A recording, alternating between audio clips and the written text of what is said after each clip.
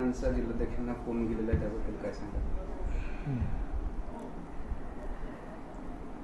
आत्ताचे जे खासदार आहे आणि त्यांचे यजमान आहे ते आमच्या सगळ्यांबद्दल खूप अफवा उडवत असतात, पण वस्तुस्थिती ही आहे की काल त्यांना आमच्या जिल्हाध्यक्षांना फोन गेला. त्यांनी हे सांगितलं कि भैया नवनीत गिर रही है और नवनीत का यदि कुछ भी कम ज़्यादा होता है तो आप काँग्रेस वाले हमको संभाल लेना. म्हणजे मतलब असा आहे की आम्ही सगळे आमच्या पक्षातच आहोत आणि यांना सांभाळायला आम्हाला लागतंय की काय, पण आमची काही इच्छा नाही आहे. त्यांनी त्यांच्या पक्षात राहावं, आम्ही आमच्या पक्षात खुश आहोत. आनंदराज आंबेडकरांसाठी तिन्ही भाऊ एकत्र येत आहेत, याकडे तुम्ही कसं पाहता? आनंदराज साहेब माझ्याकडे आले होते. त्यांनी मला म्हटलं होतं की आम्हाला महाविकास आघाडीची तिकीट दिली तर तुम्ही सोबत राहाल काय, तर आम्ही त्यांना हो म्हटलं होतं.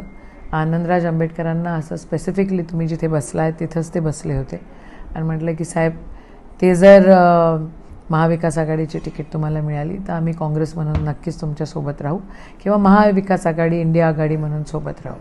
त्यांचं ठरलंही होतं की नाही उभं राहायचं.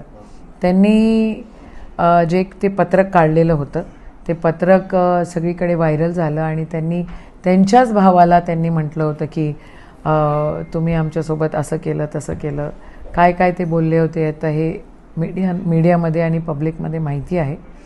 आज मला असं कळतं आहे की ते तिन्ही बंधू एकत्र येणार आहे आणि एकत्र सभा घेणार आहे आणि त्यांचे पुत्र जे आहेत ते येऊन अजून काही तालुका स्तरावर बैठका घेणार आहे आणि मीटिंग घेणार आहे.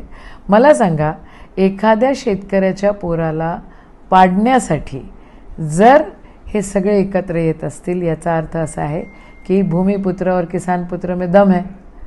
शेतकऱ्याचं पोरगं निवडून येतं आहे. खऱ्या अर्थानं आंबेडकरी समाजाचा व्यक्ती निवडून येतो आहे. काँग्रेस आणि महाविकास आघाडी आणि इंडिया आघाडीचे सगळे पक्ष त्यांच्यासोबत आहेत आणि हे जर सगळे एकत्र येत आहेत आम्हाला पाडण्यासाठी, याचा अर्थ असा आहे की आमचा उमेदवार ताकदवर आहे.